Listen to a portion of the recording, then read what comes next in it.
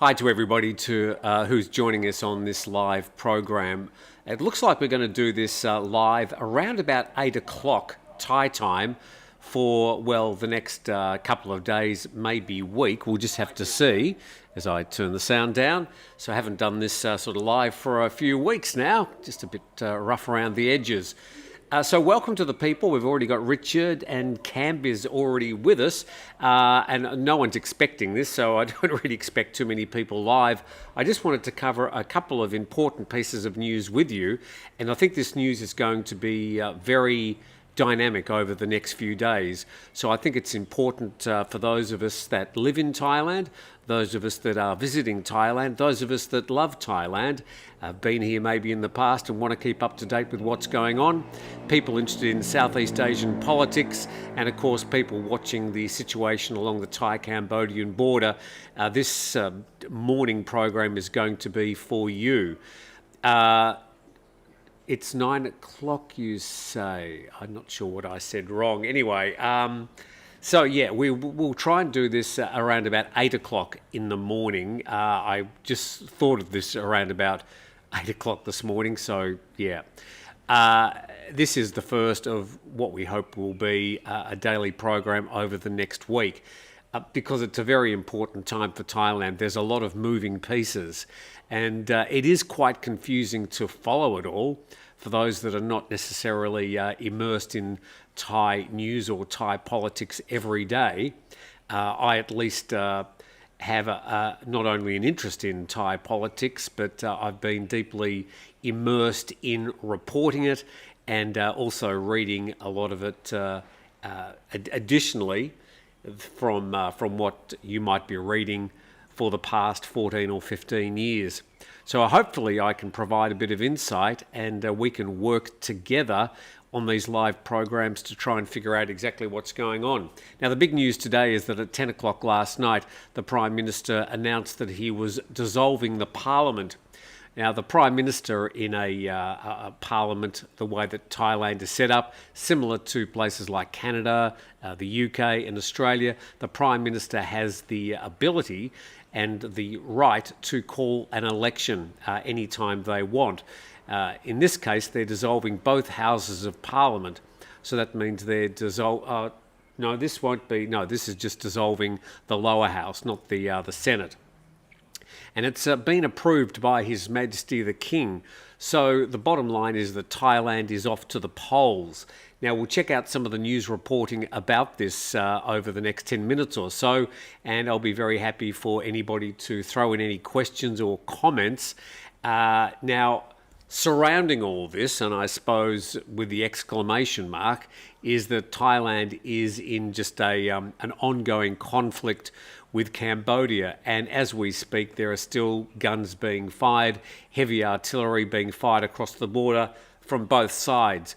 It's a very dynamic, moving situation, and it's impossible to try and bring you exactly what's going on apart from what we can try and glean from the news.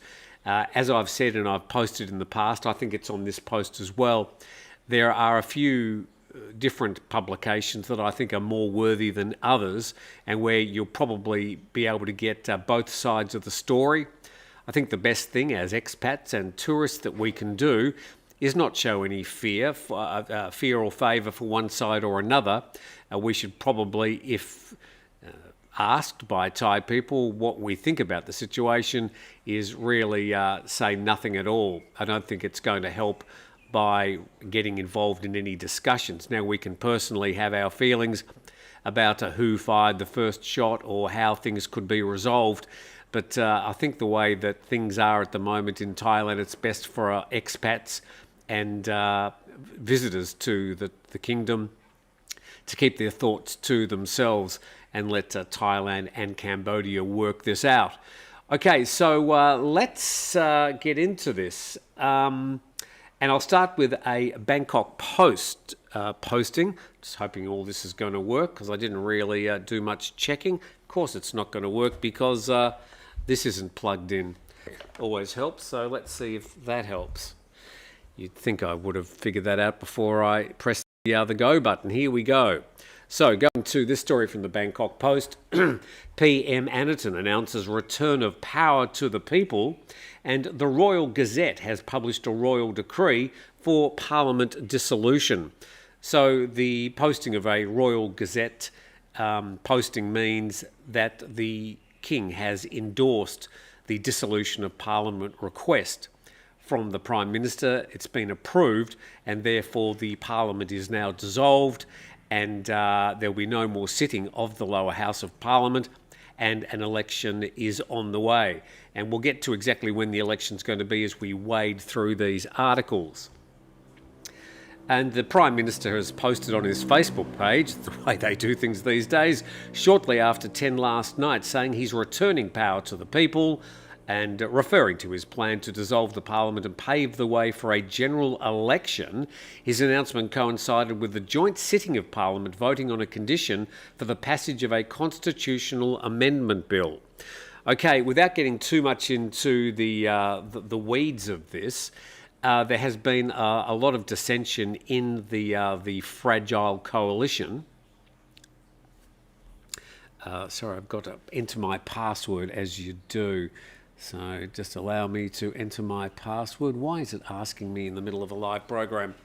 So there has been quite a lot of dissension in the fragile coalition about exactly what these constitutional amendments are going to be. When the People's Party, who are in the opposition, said they'll support the Prime Ministership of Anutin Charnvirakul, they said it's all about constitutional amendments. And Anutin said, yeah, of course we'll have constitutional amendments. And pretty much over the last 3 months, the Bumjai Thai Party, led by Anutin, have stymied any opportunities to amend the constitution. So the People's Party was saying, well, we're going to have a no confidence motion. The Bumjai Thai, led by Anutin, have taken the forward step and said, okay, we're just going to dissolve the Parliament. Now let's have a talk about who might win the election. We'll do that after we've checked with last night's news. Sorry, I'm scratching myself all over the place today. Let's keep going with these stories as we're back here. Press that button. And the joint sitting approved the condition that a charter amendment bill could be passed with a majority vote from the joint sitting of Parliament, and that's not really relevant today. During the joint sitting following Thursday's vote, Mr Anutin, who also serves as the Interior Minister and the Bumjai Thai leader, had an MP propose a question for a future referendum on the constitutional amendment, asking whether the public desired a new charter. On early Friday morning, this is today, a Royal Gazette announced a royal decree for the House dissolution.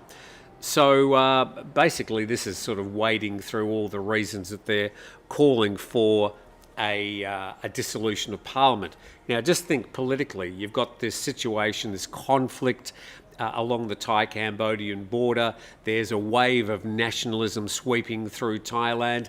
Anutin has been quite firm, saying there's going to be no discussions, there's going to be no peace until Thailand prevents Cambodia from attacking the border areas anymore. So this firm stance, I think, is polling well. And the Prime Minister, ever a politician, has sort of been reading the headwinds and thought, yeah, I think this is a good time to call an election with the biggest opportunity for my Bumjai Thai Party to win that election. So that's the political stance. You could say that he's trying to avoid a no-confidence motion. You could say it's about the changes to the Constitution, but really he's just sniffing the political winds and thinking that this is the best time to call an election. He was going to have to call an election by the end of next month, January, anyway. That was the condition of him becoming Prime Minister, to get the support from the party with the highest number of votes. That's the People's Party, but they've been sitting in the opposition benches, and the condition was that he would be calling an election within 4 months. So he's only 1 month shy of that anyway, but he thought this is the best time to do it. So let's keep going through your comments. Hello to Alpha Bravo to Cambiz, to Adam, to Daryl. Hi, Daryl. Good to have you with us. Plenty of other people with very, very strange names. Mr. Big. Okay, and John D. So welcome to you all, and I'll get to your comments of what this is all about. Just announcing again that I hope to be doing this program around about, I haven't decided the time, but it's probably going to be at 8 o'clock every morning for, well, the next period as far as we can see, because there's so much to talk about that I think a daily discussion would be useful. I'll provide some of the latest news and you can provide some commentary. So let's say I'll decide now we're going to do this at 8 a.m. Thai time every day for as long as it takes to get through this current situation. So let's go from that story. We'll go to Thai PBS World. Thai PBS is the Thai government's English outlet for PR. Having said that, they can be quite critical of the government from time to time, which is sort of very strange to me, but there you go. Here we go with their story. And it says that Prime Minister Anutin dissolves the House, and Anutin Charnvirakul has dissolved the House to pave the way for a snap general election.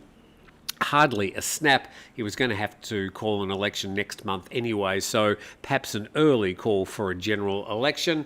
He says, "I've returned power to the people." His Majesty the King has reportedly endorsed a royal decree dissolving the House submitted by Anutin. It says he's been in office for less than 3 months.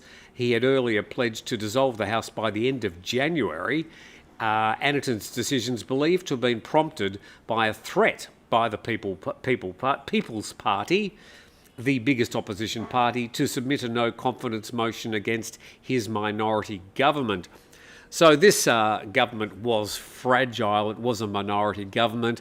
It could only survive because of the MPs sitting on the opposition benches. It was quite an odd situation, but it seemed to be all going fairly well.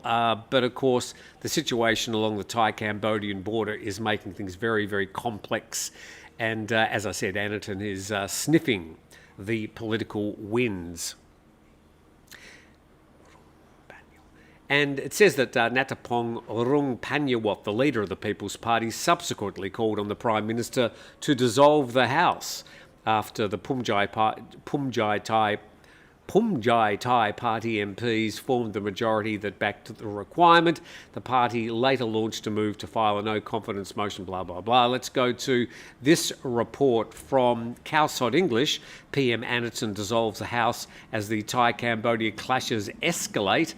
And the Prime Minister Anutin Charnvirakul has dissolved the Thai Parliament late last night, a preemptive move that headed off a planned no-confidence motion.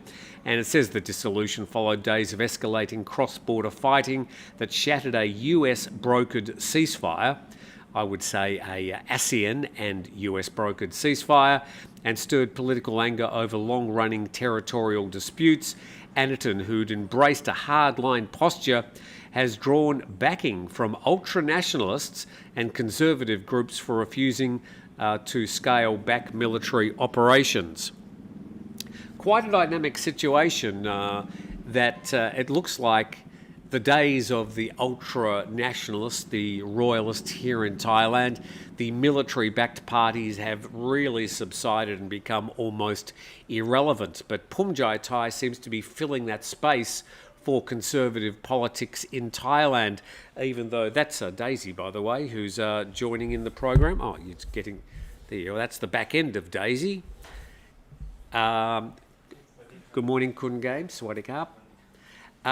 So it's all happening here at the Newton household. So, yeah, they're sort of filling that space of conservative politics, even though they've been a very, very progressive party in the past. So, as usual, Thai politics quite convoluted and difficult to wade through. Now, I've also got an article here just giving a quick post about the situation along the Thai-Cambodian border. And it's an interesting story. And it says heritage sites are off limits, and the Thai army is warning Cambodia against cultural heritage sites as bases for military operations, as such actions constitute a violation of the Hague Convention. And the warning came as Cambodia's Ministry of Culture accused Thailand of carrying out operations which resulted in damage to a number of temples along the border. Now, these temples, these ancient temples, some of them claimed by both Thailand and Cambodia to be on their sides of the border, have sort of become the focal point for this conflict. But as I think most of us realise, the conflict's not really over these pieces of rock. They're over much deeper problems between Thailand and Cambodia that have been asked for my password again. Somebody trying to jump in or something. I don't know what's going on there. So, I think it's less about these temples and much more about deep-seated problems between Thailand and Cambodia that have been sort of festering for probably thousands, but certainly hundreds of years. They've also published a map in that story, as I just weighed down. I think this is probably worth your attention. Now, won't go, here we go. A clear and present danger amid the ongoing clashes along the Thai-Cambodian border. The Royal Thai Army has detected the deployment of long-range multiple rocket launchers in some areas. Now, what they're saying is that these areas in Thailand... Oh, God, what have I done? Yes, here we go. These provinces, and in brown, we've got the Thai provinces who are sort of in the eyes of the Thai Army, potentially affected. And we can see it goes as far inland as places like Chonburi. And that includes, of course, Pattaya. Now, don't suddenly sort of cancel your holiday plans to Pattaya. There's no reason to do so at the moment because these long-range rockets are not being fired into Thailand. But the army, I suppose, are just saying that now this is the reality of the situation if Cambodia were to start using these long-range rockets. They haven't yet, and I think people need to be very aware that the army's doing their very best to try and stifle any more heavy artillery being fired into the country, and they're certainly reacting very promptly. And as far as military might is concerned, the Thai army have just got a lot more rocks to throw than the Cambodians. Even though the will might be there from the other side, the Thai army's certainly got the weaponry and the military organisation to be able to fend themselves off. Let's hope it stays around the border.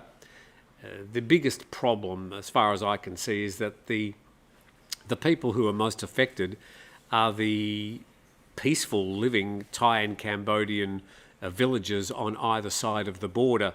Now, hundreds of thousands have already been displaced, and the inconvenience continues for them whilst these two armies conduct this mini war along the border.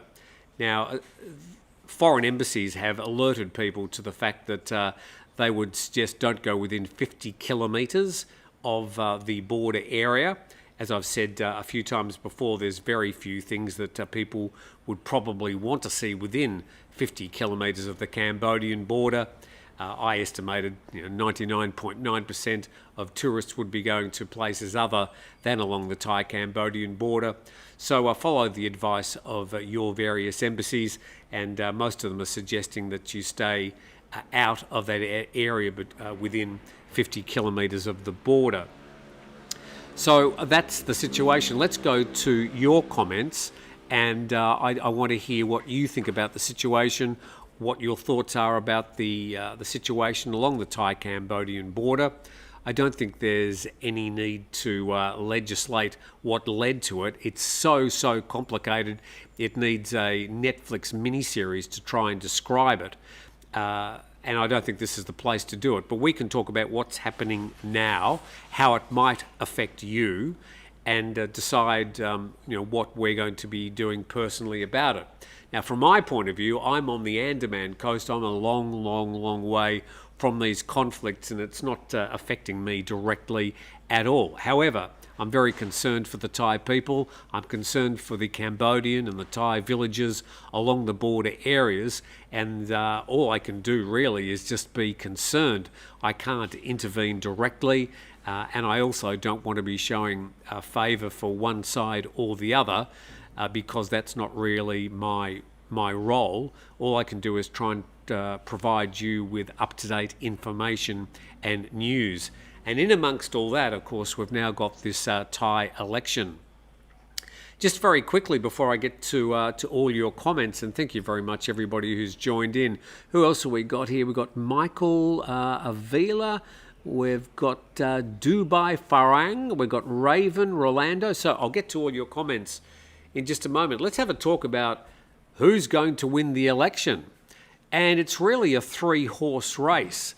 We've got the People's Party, which at this stage, from the last election in 2023, have got the largest number of MPs in the parliament. Even though they're in the opposition, they've still got the highest number of MPs. So you've got the People's Party, which I suppose you could frame as generally progressive, have got a younger support base, and are more attuned to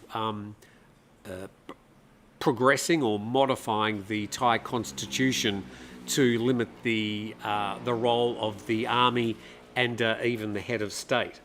Then you've got in the middle, you've got the Per Thai Party that used to be led by the Shinawat clan. They're pretty much out of the picture now, and Per Thai are going to be fighting to find a position of relevance, whilst you've got these more high-profile People's Party on one side and Phumjai Thai on the other, who are both making the headlines.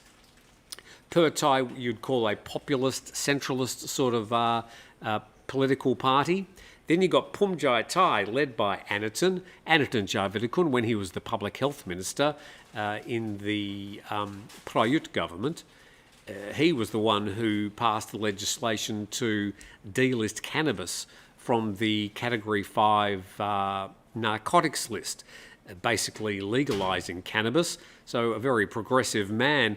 He's now sort of shifting quite a long way to the right, and I think the Phumjai Thai are fulfilling that conservative side of politics in Thailand. I think that's where he sees his winning opportunity, and by knuckling down in this particular conflict with Cambodia, I think he's showing quite a lot of strength, and will be gaining support from that conservative side of the Thai voting public. Many buttons to press here. Excuse me for just one moment. I'm darting out. How can I dart out of... Here we go. Scratch my nose out of picture. All right, let's go to your comments, because I think your comments are valid, important, and valued. And we could go all the way back. Thank you to all the people saying hello, but I'll sort of just move through those whilst appreciating them. We've got Adam saying he's going to be returning to Cambodia in February. Now, given the situation at the moment, the land borders between Thailand and Cambodia are closed. So you can't, as a foreigner, or even as a local for that matter, come up to the Thai border from any side and try and get across. You're just not going to get across. Look, there may be some local situations, there may be an opportunity to place a bit of money under the table, and they'll just open the gate for you. But officially, the Thai-Cambodian border is closed. Now, you can still fly from Phnom Penh to Bangkok or the other way, and as far as I know, Thais can fly to Cambodia and Cambodians can fly to Thailand. And my computer is asking me to put in my password every 5 or 10 minutes, which is a little bit annoying. Anyway, we'll just work our way through that. So, yes, we may be facing a situation, if this conflict continues, where they may close the airspace. I don't know. And I'm not even suggesting that that's likely or probable to happen. But I think if you are going to be travelling between Thailand and Cambodia as part of your trip, you just need to keep an eye on any changes to rules between flights between the countries. At the moment, it's only the land border is closed between Thailand and Cambodia. Don Osborne says, well done. Hopefully it all settles down and good for the high season. Yeah, well, at the moment, of course, we are entering the high season. We're booked out. We're very busy. I'm waking up each morning thinking there's just going to be a whole lot of cancellations. That hasn't happened yet. But it doesn't look good to have Thailand in the headlines for all the wrong reasons at the moment. Given that where I am, I'm just thousands, hundreds of kilometres away from any problems. I don't exactly know how far I am. Could be nearly 1,000 kilometres. No, probably not. Daryl says, hi Tim, Daryl McGee's with us just about every single live program over the last couple of years. Keith Morton says, now the Parliament is dissolved, does it mean the Army has carte blanche in military matters? No. I mean, the Thai Army has been given sort of de facto carte blanche, and they're on the location. They still have to take orders from the government, but certainly they are on hand, and they're the ones with the guns, and they're the ones having to react at any particular situation at any particular time. Also, we still have a caretaker government. The Pumjai Thai-led minority government continues until the election is resolved. Now, they are limited to some of the things they may or may not be able to do as a caretaker government, but there is still a government. There's still an operating parliament in Thailand. If they need to, they can call parliament together in an emergency situation to go through any various emergency matters. But Thailand still has a government. It is the same government that we had yesterday.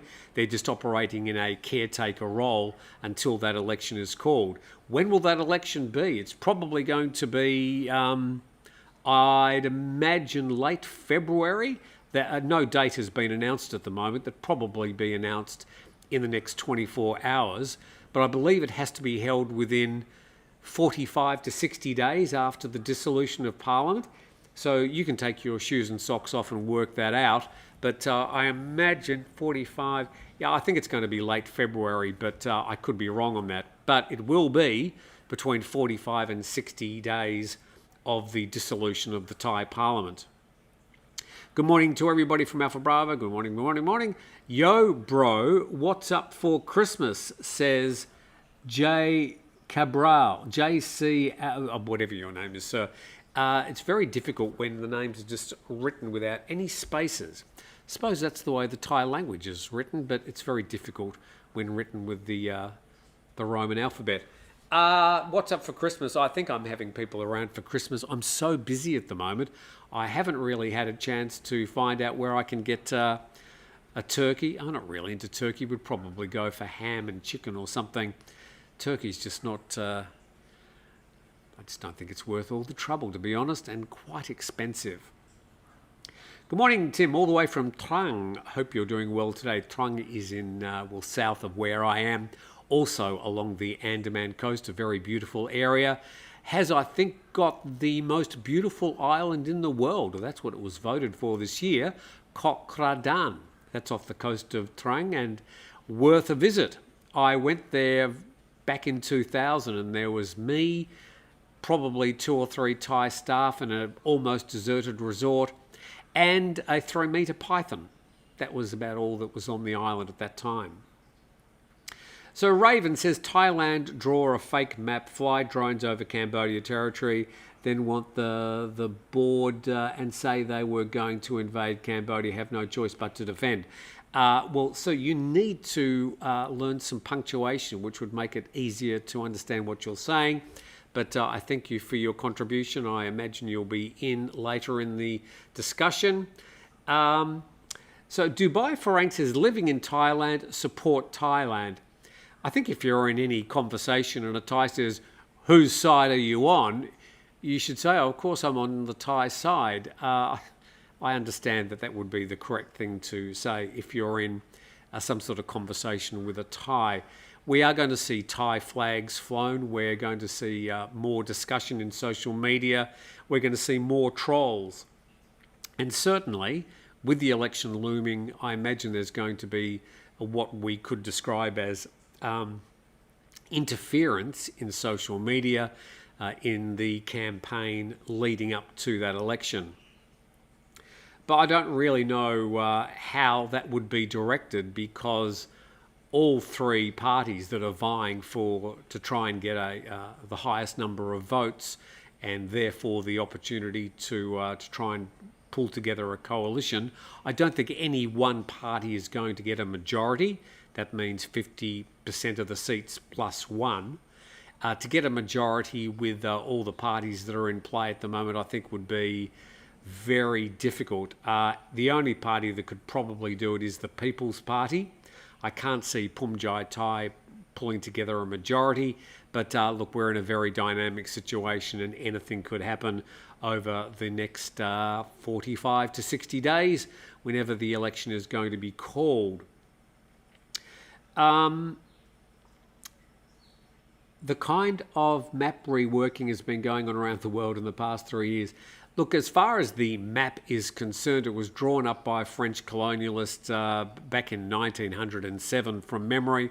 I've probably got that date wrong. Don't bother correcting me. But it was back at the start of the last century.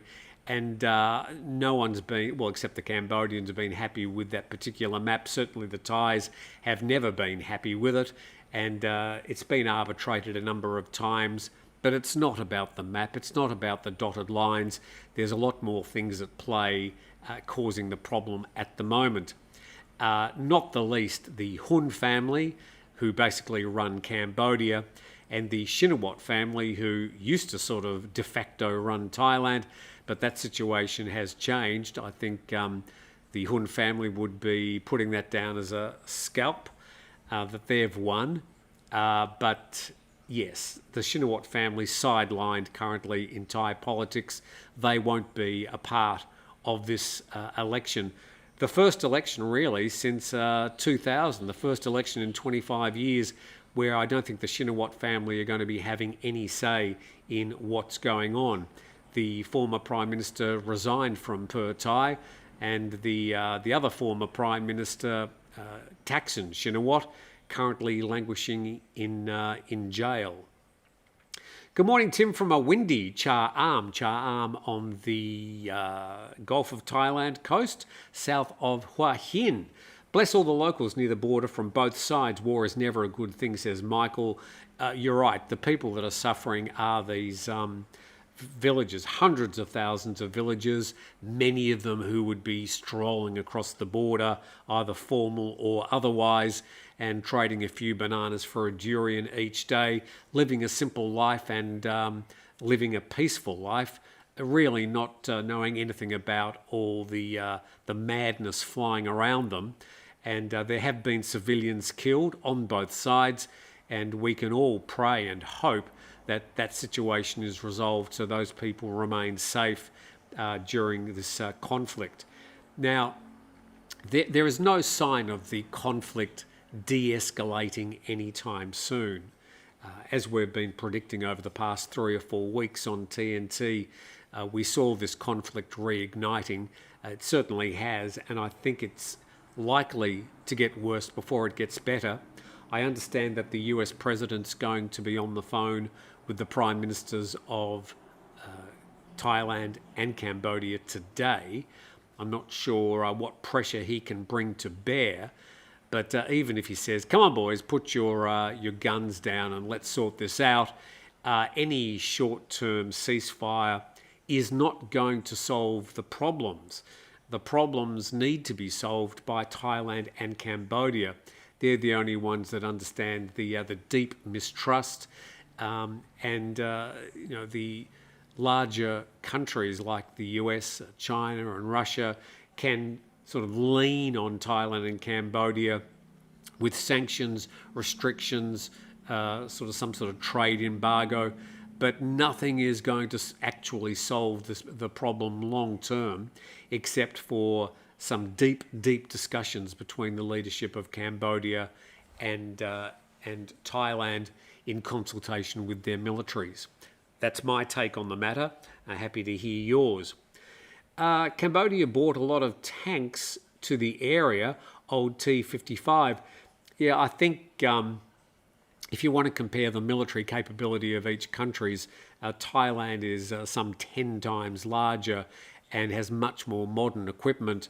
So I don't think there's any comparison there as to if it came out to a shooting match, who would sort of end up on the winning side. We certainly hope we don't get to that situation.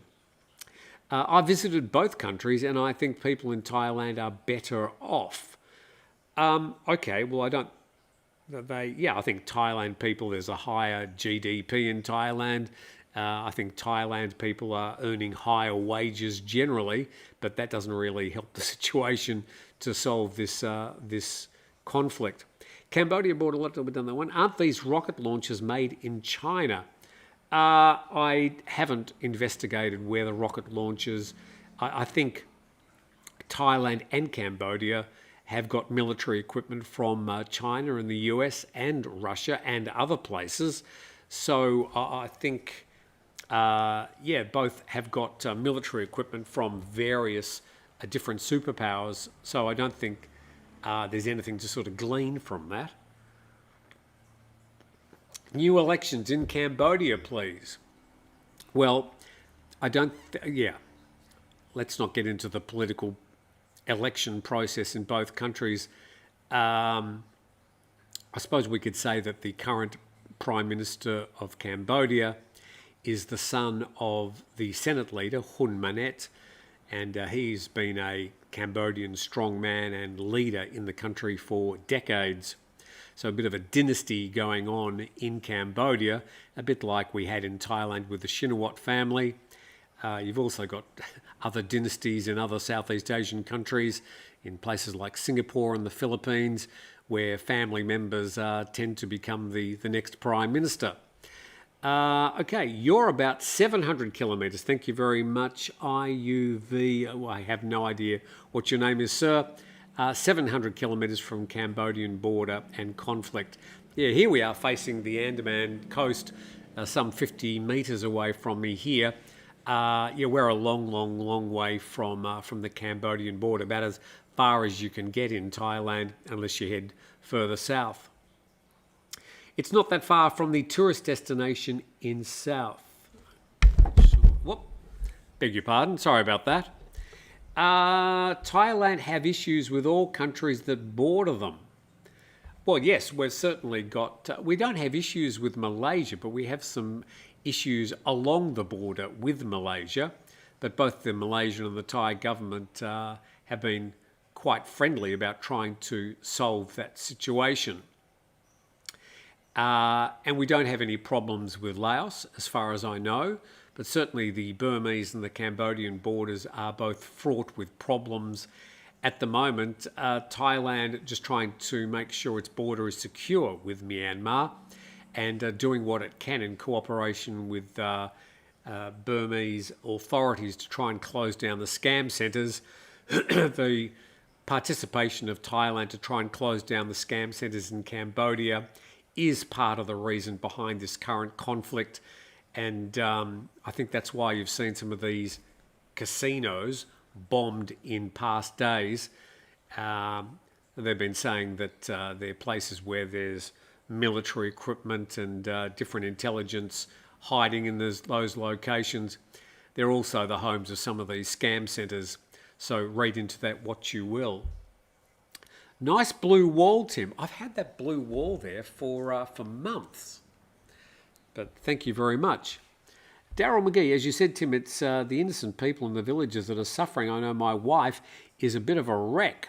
I take it your wife's on one of those border areas. The constant noise is unsettling for the whole village, children most affected. Yeah, I mean, the children need to be protected. They need to get the children somehow out of those areas and provide some sort of semblance of a normal life, even though they may not be in their homes. Mr. Mike, out of nowhere, has got a visa question. Can give your best guess. Have to renew passport. What happens to visas? New passport has a different number. Yes, they will put the current visa into your new passport. So just because you have a new passport doesn't mean your visa is automatically disqualified. It can be transferred into your new passport, but you will have to travel down to an immigration centre, take both passports with you along with any other ID you've got. I've got this package here, and this is got all my documents and blue books and leases and everything. So yeah, I keep all that stuff together. I keep it near the door if I need to get out quickly. So yeah, you shouldn't have any problem with a new passport. I just did it, says Stephen. Go to immigration and pay to transfer the stamps, or go to a visa consultant and pay slightly more. Yes, the visa agents, the visa consultants, are there for a reason. They have got direct access to the immigration officers. They can get things done in some cases faster, but you will pay for the pleasure, but you certainly can do that particular action yourself.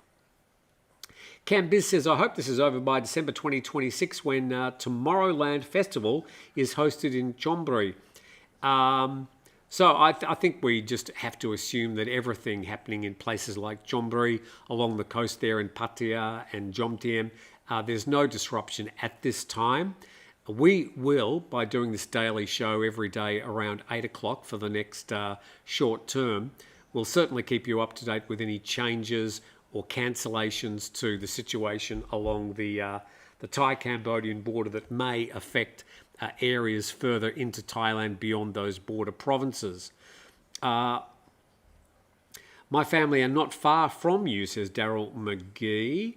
Which village? We are Per Nyon in the evacuation zone, but right on the northern end. Okay, thank you very much, Daryl. Rude Potato.